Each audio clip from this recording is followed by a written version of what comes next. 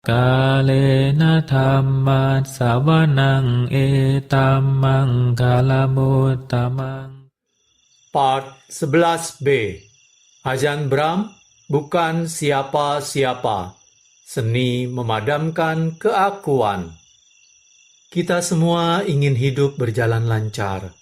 Akan tetapi, segala sesuatu jarang berjalan sesuai yang diharapkan. Entah sekedar tabrakan di jalan ataupun krisis betulan, kita hidup dalam sebuah dunia yang berisi peristiwa-peristiwa tak diinginkan yang tak bisa dicegah dengan kekuatan tekad apapun. Dalam buku Bukan Siapa-Siapa, Ajahn Brahm membantu kita belajar menanggalkan terpaan angin pengharapan semu dan alih-alih mengikuti jalan Buddha mengenai pemahaman. Melepas kelekatan kita terhadap masa lalu dan masa depan, terhadap diri dan yang lain. Kita bisa secara langsung mengalami keadaan alami ketentraman yang mendasari semua batin kita, dan menemukan kebahagiaan momen kini. Dalam kelapangan itu, kita belajar apa artinya lenyap. Ajahn Brahm, pemandu tiada tara bagi kebahagiaan meditasi, menjadikan perjalanan jadi menyenangkan sekaligus berharga. Judul buku Bukan Siapa-Siapa, Seni Memadamkan Keakuan. Judul asal The Art of Disappearing, The Buddha's Path to Lasting Joy. Penulis Ajahn Brahm, penerjemah Tasvan Santa Citta, penyunting Handaka Wijayananda, penata Andreas Dipaloka, penerbit Awareness Publication, hak cipta, naskah, copyright 2011 Ajahn Brahm, terjemahan, copyright 2013 Awareness Publication. Cetakan pertama Februari 2013. Video part 11b ini merupakan video terakhir dari pembacaan buku Bukan Siapa-Siapa, karena pada video part ini saya akan menyelesaikan membaca bab 11 mendaki piramida samadhi, dan kemudian melanjutkan dengan membaca senarai rujukan atau singkatan dan senarai istilah. Baiklah, kita mulai melanjutkan pembacaan bab 11. Ketika Anda melihat dengan jernih, Anda berhenti mengharapkan hal-hal dari kehidupan yang tak akan pernah bisa diberikan kepada Anda. Itulah definisi saya mengenai duka. Mengharapkan dari kehidupan apa yang tak pernah bisa diberikan kehidupan. Jika Anda menginginkan terlampau banyak dari hidup, Anda menderita. Anda menciptakan derita itu dengan pengharapan Anda.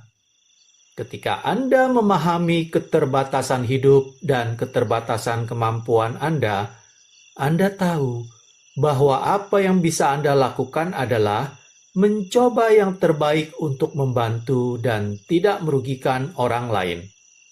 Namun, bahkan dengan perniatan paling baik, kadang Anda tak berhasil. Itulah hidup. Anda tak bisa melakukan apa-apa tentang hal itu. Suatu kepekaan bijak terhadap dunia di sekitar Anda muncul dari melihat hal-hal sebagaimana adanya. Melihat bahwa sifat rimba nafsu itu melukai dan duka. Saat kini, kita semua memiliki ketuaan, kesakitan, dan kematian yang tersembunyi di dalam tubuh kita. Inilah sifat alami tubuh. Yang bisa kita lakukan hanyalah menerimanya dan berdamai dengannya. Buddha mengatakan bahwa kita semua ditembusi dua panah duka, panah badan dan panah batin, Samyutta Nikaya 16.26. Panah badan adalah duka yang berhubungan dengan tubuh. Yang ini tidak banyak yang bisa Anda lakukan. Apa yang bisa Anda lakukan adalah menyingkirkan panah batin. Panah batin adalah sikap aku tidak mau ini. Ini seharusnya tidak begini. Mengapa begini? Ketika Anda berdiri di puncak piramida itu dan memandang dari atas kehidupan Anda dan dunia, Anda mendapatkan sudut pandang yang cerah dan realistik. Tak kala Anda turun dari piramida, Anda jauh lebih bijak. Karena Anda bijak, hidup Anda tentram dan mudah. Dan satu-satunya duka yang Anda alami adalah dari panah badan. Inilah sifat kebijaksanaan, yakni kebijaksanaan memberikan Anda kehidupan yang paling baik. Orang memiliki segala macam gagasan mengenai nimitta, jhana, sifat keberadaan, 4 kebenaran mulia, dan musabab yang saling bergantung. Bahkan, meski mereka biasanya tidak tahu apa yang tengah mereka bicarakan, mereka masih saja terus menduga-duga. Namun Buddha mengatakan bahwa ia hanya mengajarkan duka dan akhir duka. Samyutta Nikaya 22.286. Dan itulah sesungguhnya segala yang perlu kita pusatkan. Dengan melakukan itu, kita memusatkan pada jalan menuju ketentraman dan kebahagiaan. Dan itu adalah jalan untuk belajar bagaimana meninggalkan dunia dengan mendaki piramida dalam batin kita. Piramida meditasi. Mendaki piramida itu membuat Anda bisa mengetahui sifat kebijaksanaan. Pengetahuan akan jalan madya mengenai keseimbangan, kelembutan, kebahagiaan, dan ketentraman. Ketika Anda melihat gambaran besar, Anda menjadi terbebas. Dan pertanda keterbebasan adalah kehidupan yang indah, tentram. Tentu saja, Anda masih memiliki masalah jasmani. Namun seluruh tumpukan duka, panah batin itu telah disingkirkan. Jalan madya yang indah. Kita semua telah cukup mengalami duka badan dan batin. Meski kita kadang berupaya mengurangi duka jasmani dengan satu atau lain cara, kita menyadari bahwa duka seperti itu hanyalah bagian dari memiliki tubuh, bagian dari hidup di dunia. Merupakan bagian dari hidup pula melihat orang melakukan hal-hal bodoh, melukai diri mereka dan orang lain. Hidup di Australia, saya sering melihat kanguru berkelahi memperebutkan makanan sisa wihara. Anda bisa memerhatikan betapa tamaknya mereka, seperti manusia. Namun karena Anda tahu bahwa itulah sifat dunia dan Anda tak bisa berbuat apa-apa terhadap itu, Anda bisa tersenyum dan melepasnya. Sama pula, meski Anda hanya bisa melakukan sebegitu saja terhadap duka orang lain, Anda bisa mencabut panah batin Anda sendiri dan belajar bagaimana berada dalam damai. Kemudian, Anda tahu bahwa satu-satunya jalan agar duka itu bisa dimusnahkan sepenuhnya adalah melalui keterbebasan tak pernah terlahir ulang lagi. Pada akhirnya, inilah satu-satunya hal yang bisa Anda harapkan. Dan sungguh, mengharapkan nibbana bagi diri Anda dan orang lain adalah bentuk cinta kasih yang tertinggi. Ratana Sutta mengatakan bahwa Buddha meraih nibbana untuk manfaat maksimum bagi makhluk-makhluk lain. Sutta Nipata 233. Dengan kata lain, hadiah terbaik yang bisa Anda berikan kepada orang lain adalah Anda sendiri mencapai pencerahan. Jika Anda bercita-cita membahagiakan pihak lain, Anda seharusnya fokus pada mencapai pencerahan. Jika Anda tidak tercerahkan, Anda tidak benar-benar tahu apa yang Anda lakukan. Hanya ketika Anda mendaki piramida dalam hati yang disebut meditasi dan naik sampai ke puncaknya, barulah Anda belajar bagaimana masalah kehidupan diatasi. Tak kala Anda pergi melampaui dunia dan melihat gambaran besarnya dengan pandangan mata burung, pandangan Arya, barulah Anda bisa memahami bagaimana semua itu bekerja. Ketika Anda paham, ketika Anda menjadi seorang pemenang arus, Anda takjub bagaimana Anda telah melewatkannya selama bertahun-tahun ini. Anda meraih kebijaksanaan yang melihat dengan sangat jernih apa yang menciptakan ketentraman dan kebahagiaan. Kebijaksanaan yang tidak mengarah pada kesempurnaan, yang tak pernah meminta apa yang dunia tak bisa berikan. Karena kejernihannya, kebijaksanaan itu mampu mengurangi duka. Tolong ingat bahwa duka adalah meminta kepada dunia sesuatu yang dunia tak bisa berikan kepada Anda. Jadi, dakilah piramida itu dan lihatlah dari atas. Hiasan sederhana ini bisa membantu Anda memahami perasaan meditasi sejati, cita rasa kebijaksanaan dan pencerahan, serta bagaimana Anda bisa mencapainya. Ketika Anda memahami hal ini, Anda melihat makna jalan Buddhis, makna dari ajaran sederhana mengenai kebajikan, keheningan, dan kebijaksanaan. Begitu Anda telah mencapai kebijaksanaan agung itu, Anda bisa tentram. Tak pandang apapun yang terjadi dengan tubuh Anda. Anda masih merawatnya, namun Anda tidak berlebihan melakukannya. Karena Anda mengetahui sifat alaminya, Anda mempraktekkan jalan madya yang indah.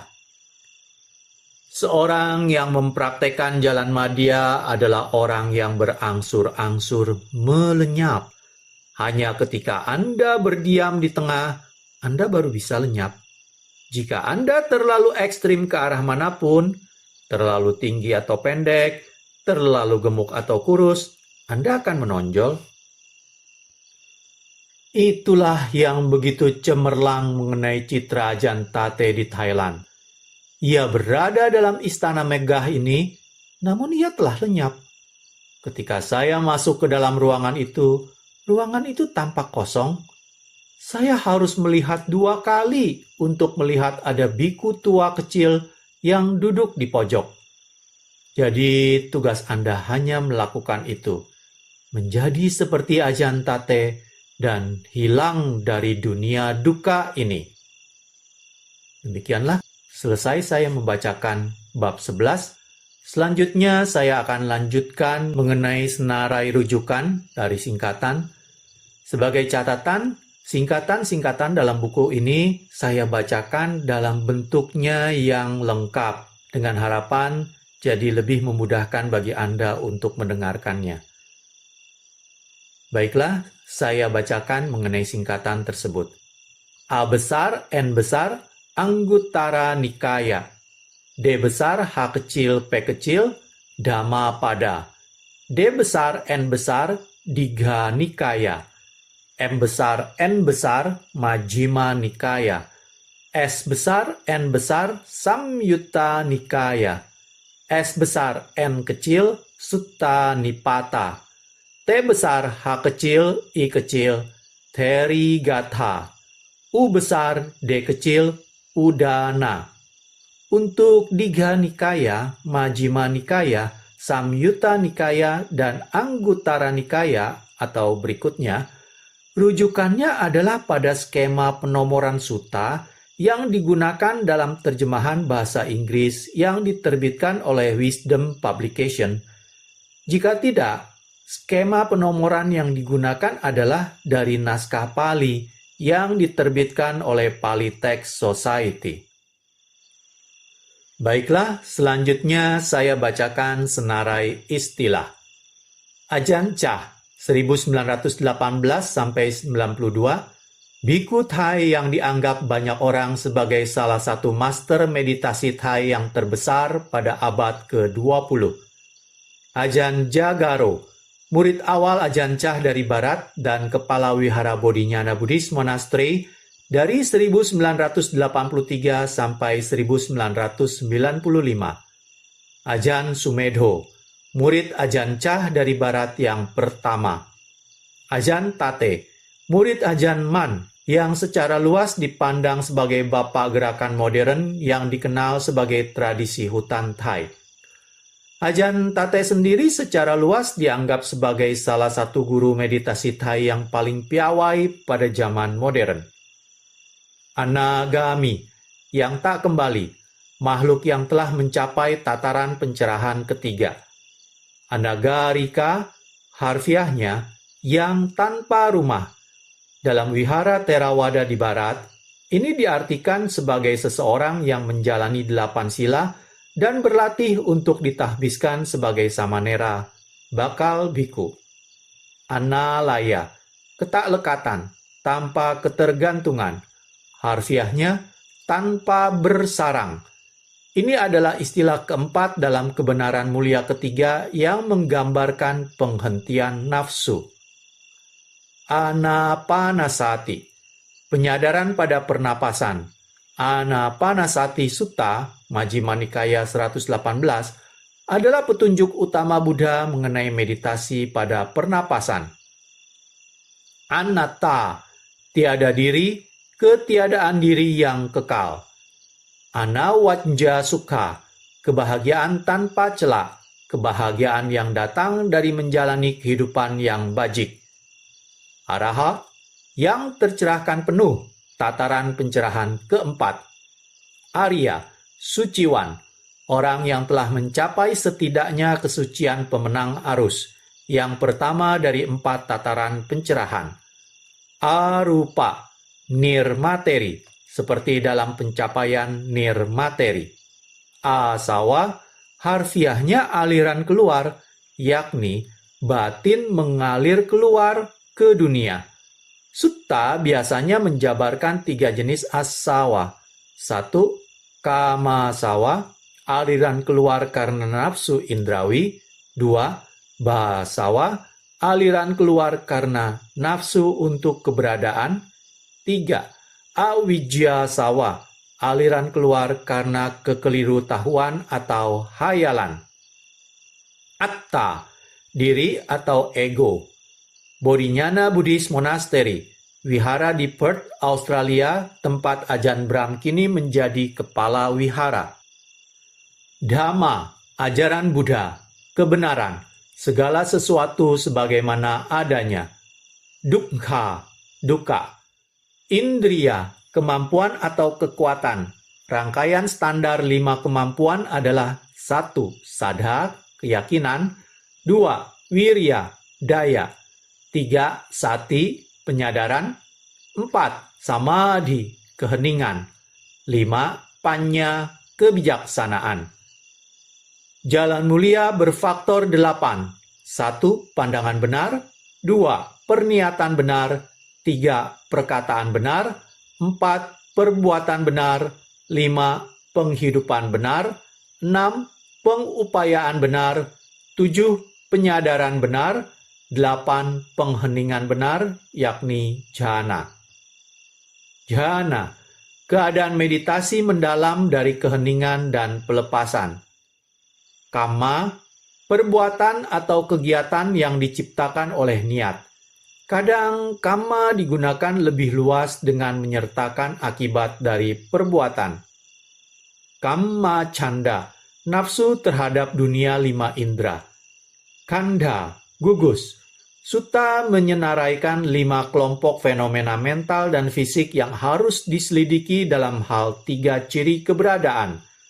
Gugus ini adalah 1. Rupa, bentuk tubuh. 2. Wedana, perasaan. 3. Sanya, pencerapan. 4. Sangkhara, perbuatan berkehendak, tubuh, ucapan, dan pikiran. 5. Winyana, kesadaran. Kruba Ajahn, guru senior dalam tradisi hutan Thai. Mahawangsa, karya dari zaman setelah kanon Pali yang meriwayatkan sejarah awal Sri Lanka. Karya ini telah diterjemahkan oleh Wilhelm Geiger sebagai The Mahawangsa or The Great Chronicle of Ceylon, London, Pali Text Society 1912. Kisah Asoka dan adiknya yang diceritakan pada awal bab 10 ini telah disadur dari terjemahan Geiger. Mara, harfiahnya pembunuh, sering disebut yang jahat. Mara adalah sosok penggoda yang berupaya menjaga makhluk-makhluk tetap terikat pada lingkaran kelahiran ulang. Mara juga digunakan dalam sutta dalam makna kiasan sebagai personifikasi kotoran batin. Metta, cinta kasih, pengharapan agar seseorang bisa mengalami kebahagiaan dan ketentraman. Musabab yang saling bergantung. Ajaran ini menunjukkan melalui rangkaian 12 mata rantai bagaimana duka berakar dalam kegelapan batin. Nama rupa, istilah yang melingkupi segala aspek batin dan badan makhluk. Nibbana, harfiahnya pemadaman, seperti dalam padamnya nyala api. Inilah tujuan tertinggi bagi umat Buddha, hancurnya ketamakan, kebencian, dan hayalan, dan akhir segala duka. Nibbida, kemuakan, penolakan, kejijikan, atau kejemuan, terutama terhadap lingkaran kelahiran ulang. Inilah akibat alami dari wawasan mendalam dan tidak ada hubungannya dengan keadaan tidak baik. Nimitta, dalam konteks meditasi Buddhis, suatu citra batin, terutama cahaya cemerlang yang terlihat dalam mata batin. Niramisa sukha, harfiahnya kebahagiaan tanpa nafsu. Istilah lain untuk kebahagiaan samadhi mendalam, terutama jhana. Nirodha, penghentian. Panya, kebijaksanaan. Pabhasara citta, batin yang bersinar, misalnya di Anguttara Nikaya 1.249-52. Pali, bahasa yang berkaitan dengan Sanskerta yang dipakai untuk mencatat ajaran Buddha. Pertama secara lisan dan kemudian secara tulisan. Patinisagga, pelepasan, penanggalan, penyerahan. Parinibbana, pemadaman penuh, biasanya merujuk pada akhir masa hidup Buddha atau arahat. Pemenang arus, lihat Sotapanna. Provinsi Ubon, provinsi di Thailand Timur Laut tempat Wat Papong berlokasi. Provinsi Nong Khai, provinsi di Timur Laut Thailand. Rintangan batin 5. 1. Nafsu indrawi. 2. Niat buruk. 3. Kemalasan dan kelembaman. 4. Keresahan dan penyesalan. 5. Keraguan. Sabba sangkara samatha, pengheningan penuh kama penghasil kehendak. Sangsara, harfiahnya pengembaraan terus, putaran kematian dan kelahiran ulang terus-menerus. Sangha, komunitas siswa Buddha yang ditahbis.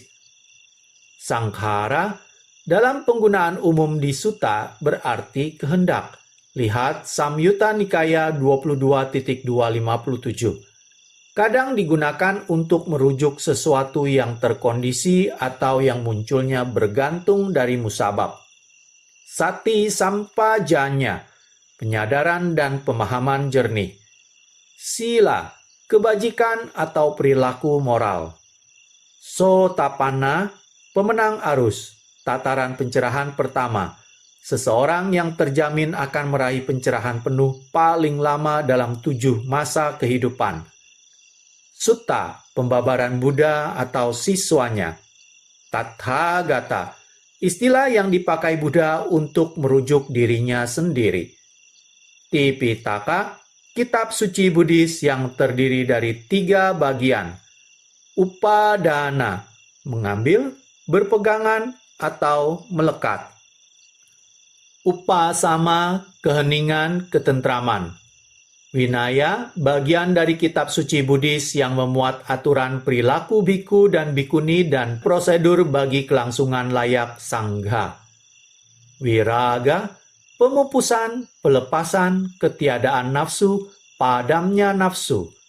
Viraga adalah akibat dari wawasan mendalam, melihat segala sesuatu sebagaimana adanya, dan merupakan pengalaman hasil dari keengganan terhadap sangsara.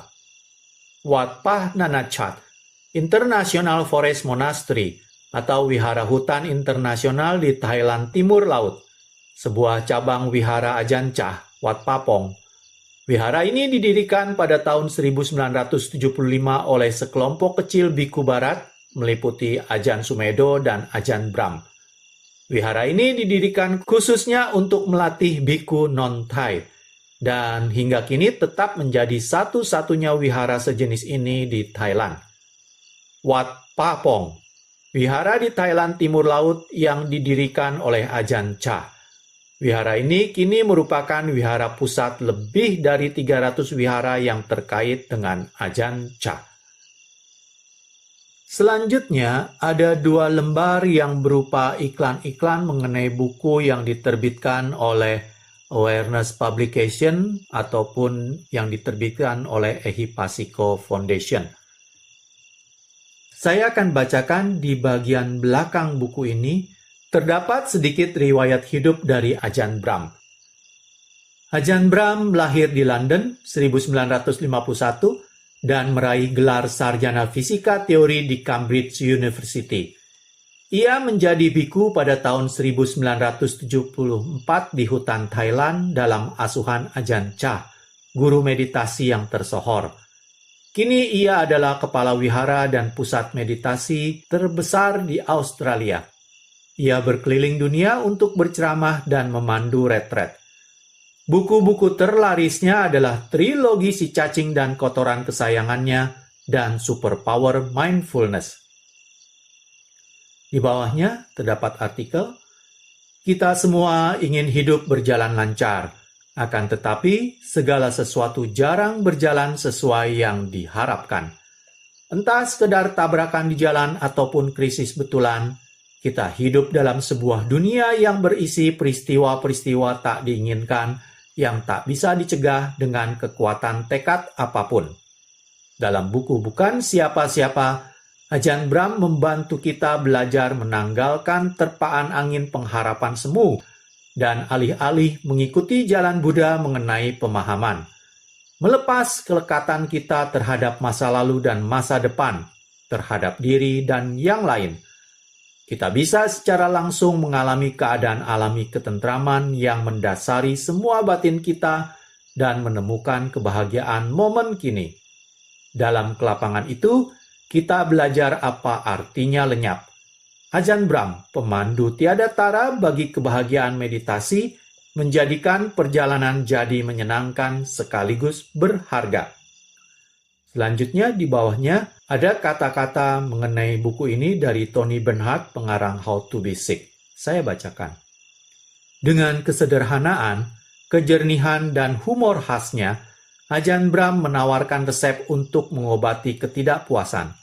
Petunjuk praktek meditasinya cukup jelas bagi praktisi baru, sekaligus menawarkan wawasan mendalam bagi mereka yang telah berpengalaman bertahun-tahun. Ceramah-ceramah ini mengajari kita seni melenyap ke dalam keheningan, yang membangkitkan kecukupan hati dalam kehidupan sebagaimana adanya pada momen ini juga. Sungguh hadiah yang menakjubkan. Tony Bernhard, pengarang How to Be Sick. Demikianlah, berakhir sudah saya bacakan buku Ajahn Brahm, Bukan Siapa-Siapa, Seni Memadamkan Keakuan. Saya mohon maaf jika dalam pembacaan buku ini terdapat keliruan maupun kesalahan dalam membacanya. Semoga dengan mendengarkan pembacaan dari buku Bukan Siapa-Siapa ini dapat memberikan manfaat positif, dapat memberikan tambahan kebijaksanaan, hingga kita semua dapat terbebas dari dunia sangsara pada akhirnya. Terima kasih. กาเลนะธัมมัสสวนังเอตัมมังคลมุตตมัง